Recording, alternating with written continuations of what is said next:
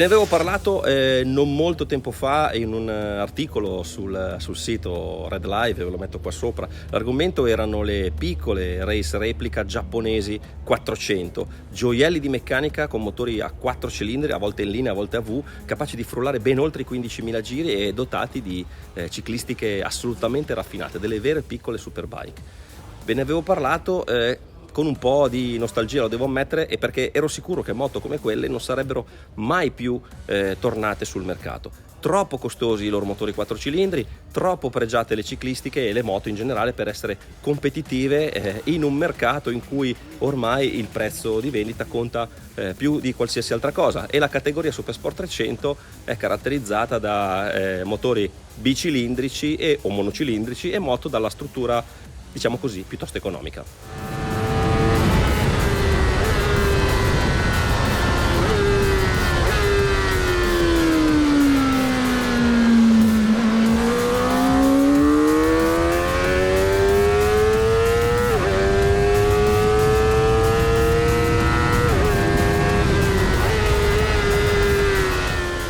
Poi ti arriva Kawasaki, che ormai è certo essere il marchio forse meno giapponese tra i giapponesi, e i cui ingegneri sono evidentemente vittime di una vena di lucida follia che non può che farci commuovere. Non sarebbero stati capaci altrimenti di creare quella moto pazzesca che è la H2R da 314 cavalli, moto che peraltro ho provato.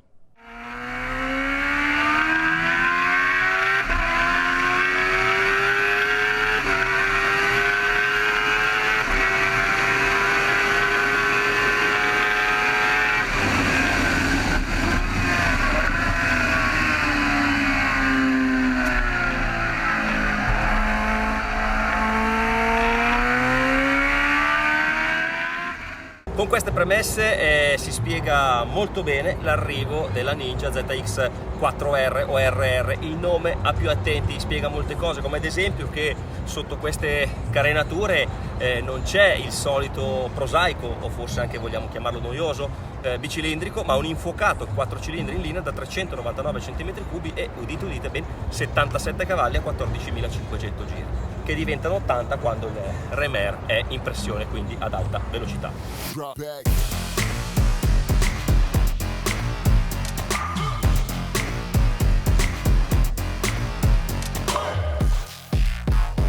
Motore gioiello quindi, incastonato in una ciclistica che non sarà super pregiata come la ZXR 400 del passato, che aveva il telaio in alluminio, ma comunque uno step ben superiore a quanto siamo abituati a trovare oggi sulle moto di questa categoria. Il telaio infatti è un traliccio di acciaio, di contorno ci sono forcella a steli rovesciati Showa con steli da 37 mm di diametro e un monoammortizzatore con sistema di leveraggio progressivo backlink, come sulla Ninja ZX10R. Freni con doppio disco da 290 mm e pinze radiali monoblocco.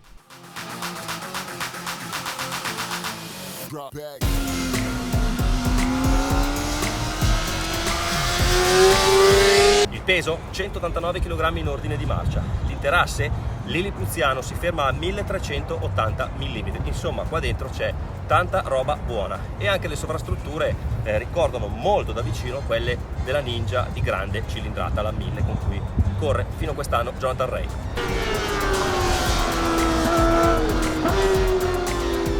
E se tutto questo non vi bastasse, sappiate che Kawasaki propone la Ninja ZX4R in 3 versioni, tutte con le stesse prestazioni, tutte purtroppo al momento non depotenziabili, a cambiare ovviamente la dotazione, che già per la versione che possiamo definire standard, in vendita a 8.990 euro, è davvero di alto livello. Parliamo di frizione antisaltellamento, acceleratore elettronico, 4 power mode, Rain, Road, Sport e Rider completamente personalizzabile, e del controllo di trazione KTRC. Sulla versione SE arriva anche il cambio elettronico.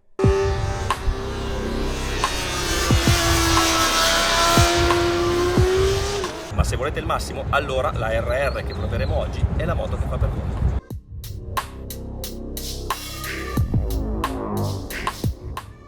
Bene, prima di partire il solito sguardo da quello che ci si trova di fronte quando si sale in sella alla nuova ZX 4RR, blocchetti tipici per Kawasaki con il tasto LAP, perché poi vediamo che c'è una schermata dedicata, pulsante di massa, selezione del menu, forcella Showa con regolazione solo nel precarico, l'accensione, il cruscotto ci ricorda tutti quelli che noi già ben conosciamo di Kawasaki, quelli che abbiamo imparato a conoscere con la Z400, la Ninja 400, eccetera eccetera. La novità è che premendo questi due tasti si può accedere al menu e andare a selezionare il display racing, che cambia completamente come potete vedere, le indicazioni della moto. Non ci sono molte altre variazioni, il display sicuramente è più adatto a girare in pista come faremo oggi, i tempi vengono presi dal comando l'app, poi si possono selezionare le mappature, insomma è abbastanza tutto semplice, tutto molto chiaro e diciamo in stile Kawasaki. In questo momento abbiamo una mappatura sport, però c'è una mappatura rider completamente personalizzabile. Saltiamola in sella.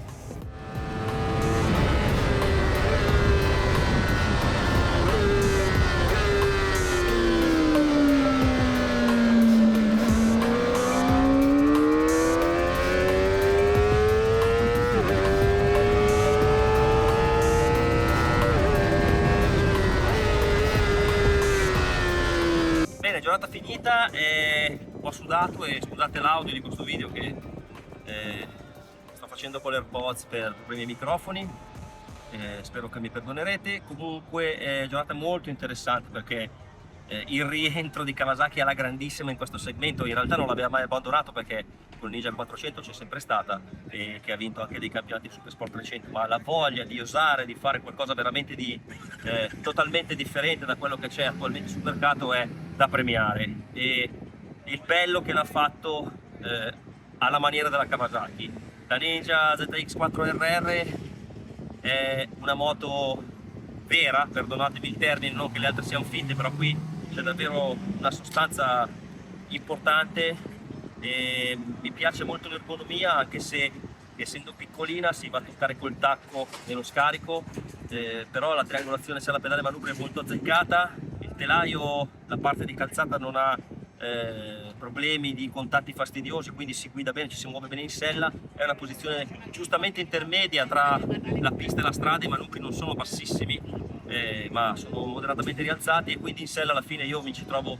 davvero molto bene. Moto vera dicevo perché la sostanza è quella di una moto vera, due dischi da 290, pinze radiali e 4 pistoncini monoblocco,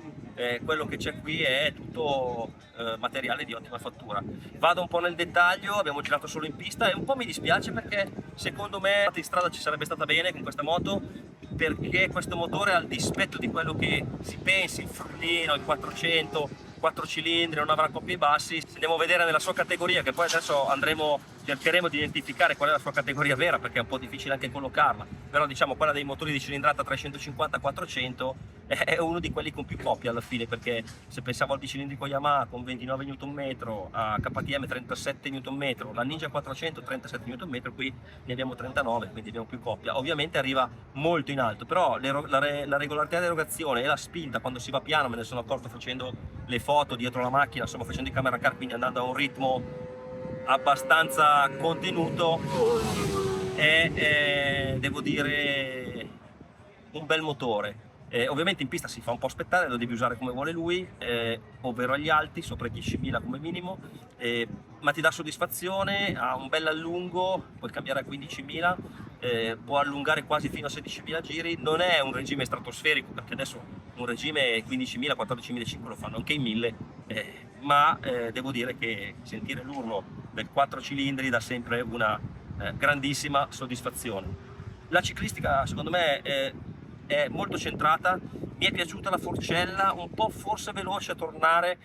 quando rilasci il freno, però ben sostenuta, qui facevo delle staccate molto importanti e non ho mai avuto nessun tipo di problema. Sul mono sono andato un pochino più a intervenire a livello di idraulica, ho chiuso il ritorno perché era un po' rimbalzante, ma fatto quello è un mono sensibile, sente le regolazioni e quindi fatto quello la moto mi è piaciuta subito più, è sembrata subito più efficace. È una moto che ovviamente ho sempre usato in sport, l'erogazione del motore non mette mai in difficoltà, chiaramente devi sempre utilizzare la marcia giusta, è una nave scuola, è una moto con cui si insegna e si impara ad andare forte in pista perché devi farla scorrere tantissimo, ma per fare questo devi avere anche delle gomme che ti consentono di farlo. Noi oggi abbiamo girato con gomme prettamente stradali, cioè le Ross su 3, Pirelli Diablo Rosso 3, quindi neanche super fresche a livello di progetto, vanno bene perché comunque sono gomme super oneste, ma chiaramente con delle gomme più performanti si riesce a entrare più forte in curva, a far correre più la moto e in questo modo dare magari a volte anche una marcia in più, che è cosa che oggi magari non si riusciva a fare. Detto questo, sarebbe interessante vedere, magari lo vedremo in futuro, una prova con delle gomme più performanti per capire se la ciclistica poi effettivamente riesce a seguire questa maggior performance delle gomme. Apparentemente mi sentirei di dire di sì, per cui bene. Discorso freni, nessun tipo di problema. L'ABS, devo dire che all'inizio qualche modulata, ma più che altro perché guidavamo male noi. Io poi non l'ho mai tolto tutta la giornata, non si può togliere per legge, lo sapete, però si può togliere il fusibile, insomma, se si va in pista, ma io non ho mai avuto onestamente grandissimi problemi, solo la penultima curva, qualche modulatina ogni tanto, con delle gomme che vi ricordo sono stradali, ma mai da dover allungare la traiettoria, da dare troppo lungo, il che mi fa dire che è un ABS probabilmente di livello anche superiore a quello che ha la sorella maggiore Ninja 1000, con cui nella comparativa vi ricordo che avevamo avuto un pochino di problemi. Bella moto vera, dico, perché la posizione è da moto vera, nei cambi di direzione la senti, la devi lavorare, non è super agile, però è molto stabile anche quando la violenti, non è mai nervosa, non sbacchetta mai. Le finiture sono di altissimo livello, le leve tutte e due regolabili, insomma è un prodotto che nella categoria 400 spicca perché non c'è niente come lei, tant'è che poi la discussione qua tra i colleghi è anche con chi metterla in competizione. Con le 400 ovviamente non c'è storia, allora si sale di categoria, si va a cercare una Yamaha R7, magari una RS 660, siamo di categorie completamente differenti, però l'R7 è quella magari più vicina. Ovviamente non si può paragonare la coppia di un 700 a un 400, ma a livello di sospensioni, ciclistica, credo che questa moto se la possa comunque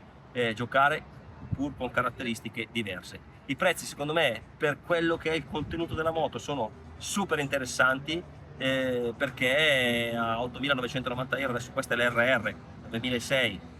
si prende una moto veramente completa. La vera pecca forse è la non depotenziabilità, ovvero la non possibilità di portare questa moto alla patente A2. Non vi posso anticipare nulla, ma ci stanno lavorando, così ci hanno detto, quindi io spererei veramente che questa moto possa diventare una moto anche per patente A2, perché se lo merita, perché la classe 400 ha bisogno di moto anche così, e probabilmente anche i campionati hanno bisogno di moto così, tant'è che Kawasaki si sa già che in Inghilterra farà un campionato e anche in Italia si sta lavorando per un campionato monomarca e forse per farla entrare addirittura nel campionato Supersport 3C. Più o meno questo è tutto quello che mi sono appuntato sulla moto. Chiudo con il cambio, ultimo appunto, un cambio sufficiente ma non perfetto, non all'altezza del quick shifter favoloso che tutte le Kawasaki sportive hanno. Qui c'è un po' più di gradino, un po' più di scalino nella cambiata, un tempo di taglio un po' lungo, e per una moto sportiva così forse qualcosina meglio si poteva anche fare. Però è veramente uno dei pochi nei che ho trovato in questa moto che secondo me a livello di finiture, qualità costruttiva e capacità di mettere le prestazioni a terra e di divertirvi tutto il giorno è davvero di altissimo livello. Anche un secondo appunto, il taglietto posteriore è saldato al telaio principale, quindi si sa che magari se sei in pista in caso di scivolata, se si piega il telaglietto posteriore poi bisogna cambiare tutto il telaio, un problema che ha anche la KTM RC390, tanto per dirne una, e anche altre moto di questa categoria. Ma veramente sono gli unici due piccoli punti deboli che mi sento di segnalare su questa moto, che insomma mi ha fatto divertire oggi. Calafat è una pista molto impegnativa e forse con due gommette in più in forma si poteva fare ancora un pochino di più, però bel prodotto, brava Kawasaki, insomma la lucida follia degli ingegneri Kawasaki ci piace veramente un casino. Io la chiuderei qui, vi lascio spazio nei commenti sotto per chiedermi tutto quello che volete e noi penso che ci vedremo al prossimo video, almeno spero. Ciao, iscrivetevi al canale, vogliamo arrivare ai 100.000. Alla prossima!